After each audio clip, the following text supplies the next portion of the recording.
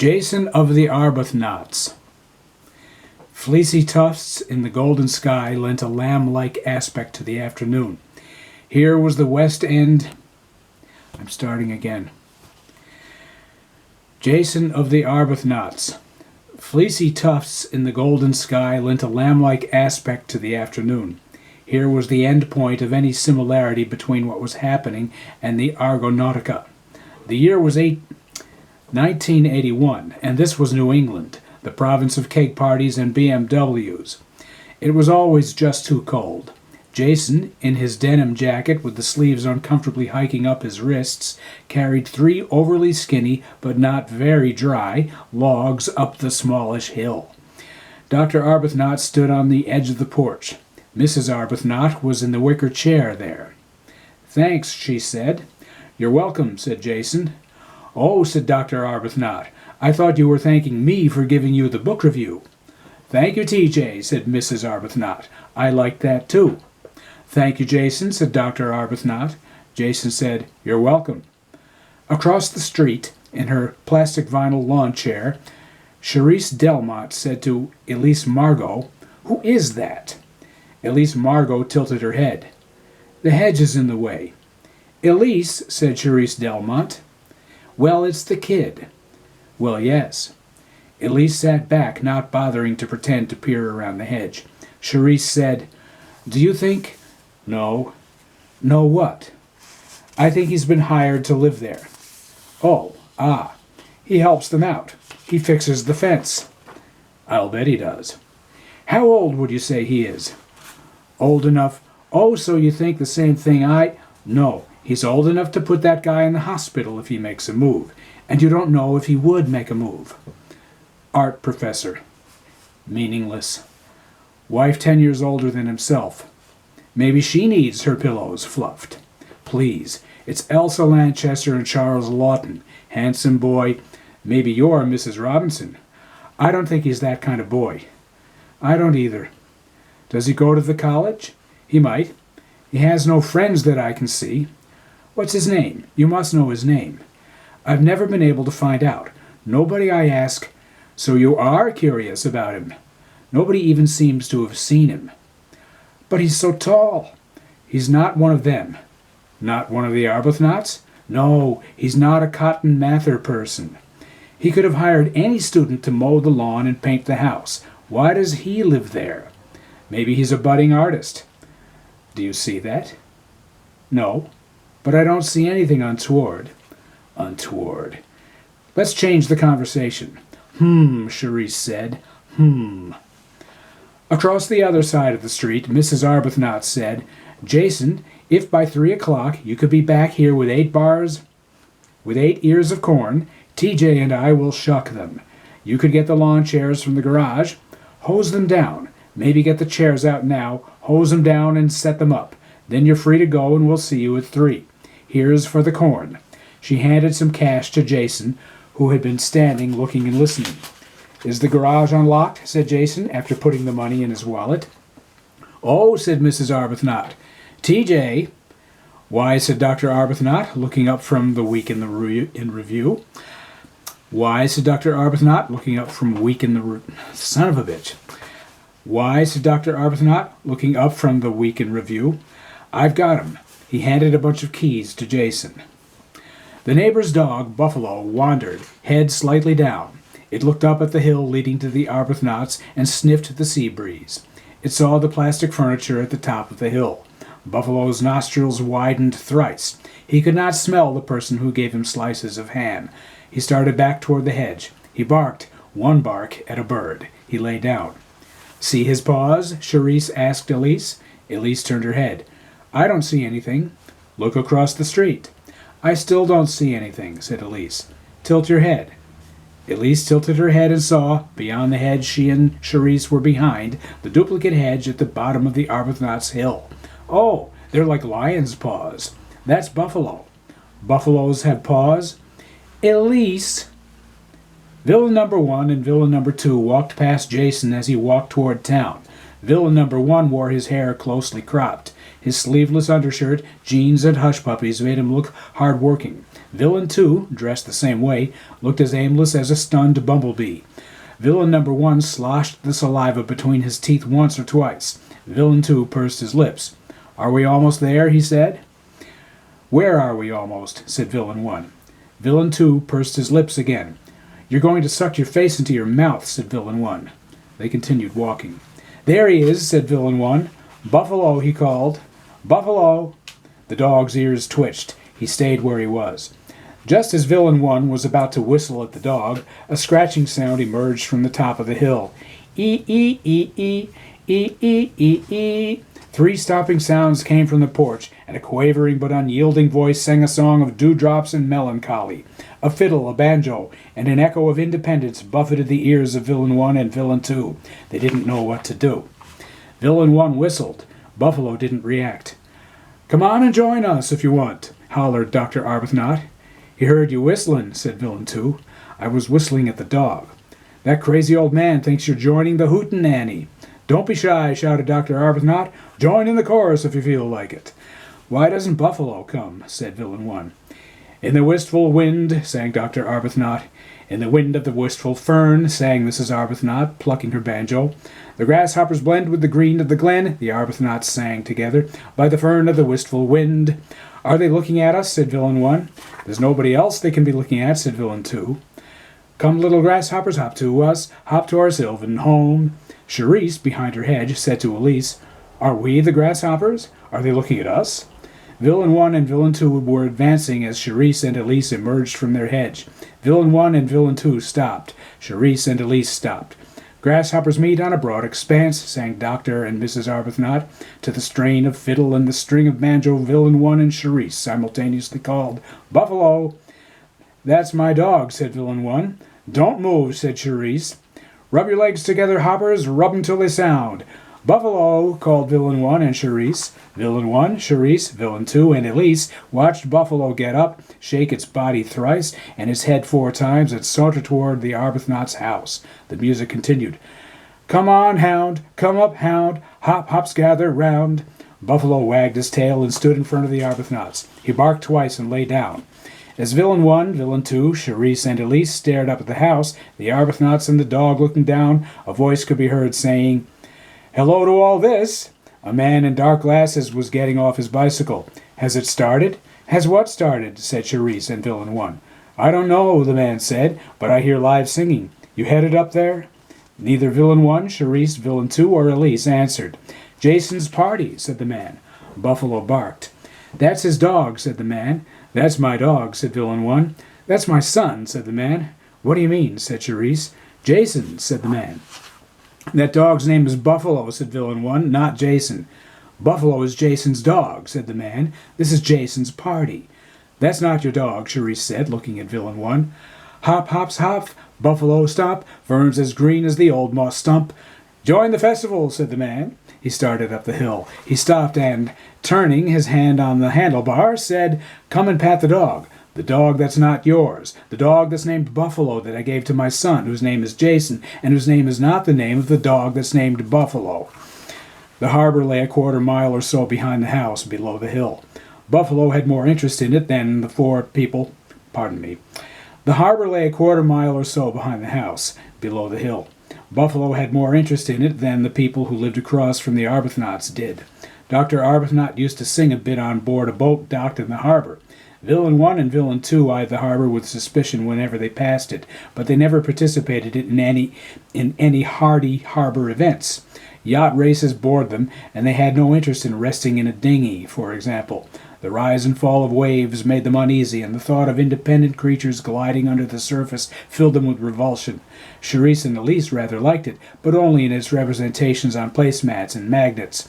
Elise, in fact, had bought a magnet at the college bookstore 2 years ago, when she'd gone in to get suntan lotion. She felt guilty just buying a 7-ounce tube of suntan lotion and got a magnet with a drawing of a lighthouse superimposed on a photo of the harbor. She used the lotion at the pool and gave the magnet to the hostess's daughter. Elise never swam in the harbor, but nobody did. Jason, who was in town just now, once dreamed he'd fallen in the harbor from the sky. Chapter 2. What bums around comes around, said the man who'd called himself Jason's father. He approached the porch. Dr. Arbuthnot played a wrong note on the piano and nodded toward his brother. Mrs. Arbuthnot hit a great note on her fiddle and sang, "Fell in the creek, yellin' in Greek, think of the cheek, never been meek." Dr. Arbuthnot's brother tipped an imaginary hat at Mrs. Arbuthnot. He sat down in one of the folding chairs the person he'd called his son had set up earlier. He looked up at the sun. "A beautiful day," he said. He took off his dark glasses. "New England light, tufts of the clouds, drunk in the night, fight with the crowds, ree-diddle-dee, riddle-dee, riddle-dee." Villain 1 said to Charisse, "You know those people?" Villain 1, Charisse, Elise, and Villain 2 still stood outside Charisse and Elise's house, looking up the hill at the Arbuthnots. "They're our neighbors." "How well do you know them?" Charisse looked at the ground. "Are you a cop?" Elise said, "They're cops?" "They're cops," shouted Villain 2, looking at the house on the hill. "We're not cops," said Villain 1. "Matters in our own hands, playing with our own bands, matters in our own hands," sang the voice from above. "Dee riddle ree, diddle ree, diddle dee." "Can I take a chorus?" shouted the man who called himself Jason's father. It'll e. "Go ahead," said Dr. Arbuthnot. You are confused, you are confused, you are bamboozled by our doings, and you think we're full of booze," sang Dr. Arbuthnot's brother, the man who'd called himself Jason's father. "That's not a chorus, that's a verse," said Mrs. Arbuthnot. "It's a verse," she sang. "It's a verse. It's nowhere near a chorus, it's a curse." Dr. and Mrs. Arbuthnot sang, "It's a curse that makes confusion. We'll be raising a contusion on your face. Ace, ace, ace, ace, ace, ace, ace." Dr. Arbuthnot's brother, who called himself Jason's father, stood and faced the house below the hill across the street. "Ace Arbuthnot here." He tipped his imaginary hat and put his dark glasses on. Dr. and Mrs. Arbuthnot played their instruments aside. Dr. and Mrs. Arbuthnot lay their instruments aside. Ace, standing with his back to the porch, continued. "Behind me are Dr. Harold Arbuthnot, Professor Emeritus of Fine Arts at Cotton Mather College, and his wife, Winsome." Villain 1, Charisse, Elise, and Villain 2 looked up, strained their ears, and felt agitation. "Buffalo," shouted Ace. "Buffalo. He just stays there. That's good. I approve. I know you want Jason's dog, but he only answers to Jason." "It's my dog," Villain 1 shouted from the bottom of the hill. "I gave the dog to Jason. I know then that it's Jason's dog," thundered Ace from the top of the hill. "Rex is mine," Villain 1 shouted. "The dog named Buffalo is Jason's dog." "You stole Rex," shouted Villain 1. "I gave Buffalo to Jason. Buffalo is not Rex. That's one reason Buffalo won't go to you when you call." "Rex," shouted Villain 1. "Rex." Buffalo didn't move. "You are bamboozled," shouted Ace. "Rex," shouted Villain 1. "Buffalo," called a voice from the distance. Buffalo bounced away toward the voice, leaving the hedge bereft of a grand presence. "Before my son returns," said Ace, as Villain 1, Villain 2, Charisse, and Elise started running after the dog, "I shall tell you how my brother met Winsome." With no one to hear, other than the two he was about to talk about, Ace bellowed. "Winsome Potterswaite was hardly climbing when she married Gergen Arbuthnot, curator of the Museum of the Naive Movement at Cotton Mather College." Seeing that no one was listening, Ace moderated his voice. Cotton Mather College, Ace continued, was proud of its art department and unambiguous about its ambitions for the little collection, inasmuch as Winsome's father, Quiverscrip Ormond Potterswaite, was dean of the faculty. Winsome's world had been collegiate before she could even spell. Looking behind him a moment, Ace saw that Dr. and Mrs. Arbuthnot were not listening. Even though he'd been addressing the absent four across the street, Ace's brother and sister-in-law had been considerate. They'd ceased their playing and lent ear. Ace sat down, while he did not face the couple on the porch, and continued talking to an audience which was not there. He knew his weariness would be understood by the couple behind him, and that they would not resent his sitting down. Ace, sitting on the grass, and crossed his legs. "Indeed," said Ace, "few childhoods have been as aesthetically rich as that of Winsome Potterswaite.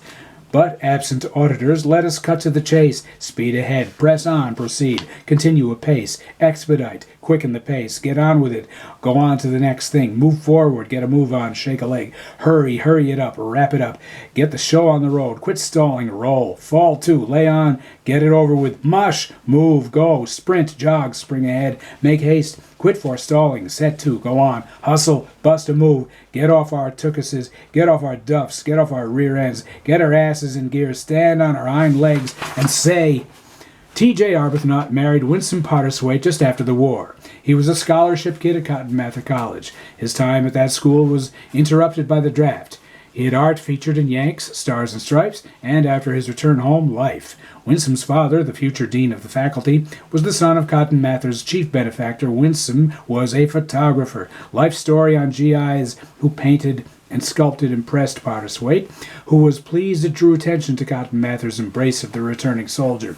T.J. and Winsome met at the Museum of the Naive Movement and were married there a year later. 44 years later, the Arbuthnots were still living in the house Winsome grew up in. Her parents were beside each other in the cemetery just beyond view. Ace looked to his left to see if he himself could spot the burial ground he'd just said couldn't be seen. He could not see it, but he did see the harbor beyond the little valley between the house and the harbor. T.J. Arbuthnot, called Gergen, grew up in Rain, just a mile from the Cotton Mather campus, with his mother and father and younger brother Clement, known as Ace, said Ace. "Brrr!" barked Buffalo in the distance. "Brrr!" Emerging from the valley where the cemetery was Jason. He held a bag from which ears of corn protruded. From the other direction ran Villain 1, Villain 2, Charisse and Elise. Jason walked patiently, but the dog halted and seemed to knead the ground. Villain 1 and Villain 2 shouted, "Rex!" "Brrr!" The dog stood in front of Jason. "That's Buffalo!" shouted Ace. "It's Rex!" shouted Villain 1. "Buffalo!" shouted Charisse. "That's right," Ace shouted. "He's Buffalo!" Elise shouted, "Rex!" Charisse said, "Are you sure that's his name?" Buffalo barked. He barked and barked. Ace resumed his narrative, enunciating the phrases as clearly as possible between the ear-shattering barks. Chapter 3. Rain, Rhode Island, was a dreary place in the immediate post-war years, said Ace. He allowed 3 barks from Buffalo to interrupt him, and then he simply spoke during the barrage. He didn't care if Villain 1, Elise, Charisse, and Villain 2 couldn't pay attention. He knew Jason would remain alert. The dog, who was not named Rex, was 22 years unborn when T.J. Gergen Arbuthnot proposed to Winsome. He'd obtained permission from Quiverscrip, and on one knee at the student union at 4 in the afternoon on a Wednesday, he asked her what she knew he would ask. In the interest of cutting to the chase, speeding things up, getting a move on, shaking a leg, hurrying it up, wrapping it up, hurrying up, concluding, getting from point A to point B, getting the lead out and making my point, I shall relate that she said yes, and that they had a corned beef sandwich thereupon, served to them by Enid, who ran the student union, but who appeared to most of the student body to be a waitress merely. Little did the Cotton Mather populace realize that it was Enid who ordered the bulk products, devised the menus, hired the cooks, dishwashers, cashiers, and all the others who went about their busy way on the busy day at the student union. No one knew this other than Winsome, who, as the daughter of the chief benefactor of, soon-to-be dean of faculty at Cotton Mather, Quiverscrip Ormond Batterswaite, hired Enid, telling her she expected her to manage every aspect of life at the student union, assuring her she had every confidence in her abilities, and that all she wanted was that Enid would never even hint to any students or professors except the students who would work in the student union that she, Enid, was the de facto mayor of Cotton Mather College, reporting only to Winsome, who, managing, since the age of 21, the business affairs of her father, whose only passion in life was naive art, was legally, and with her father's complete and total cooperation, the owner of the college. Chapter 4. Quillo Scrip Battersea. Quitter Sniff Bitterswee. Quillo Burr Orman Bended Knee. Chapter 5. We've got to call the brass. No, I know this isn't a movie, but some studio head must know. There's no plot. The guy can't remember the names of the characters. What's the point of this thing? He calls one character Villain 1 and another one Villain 2.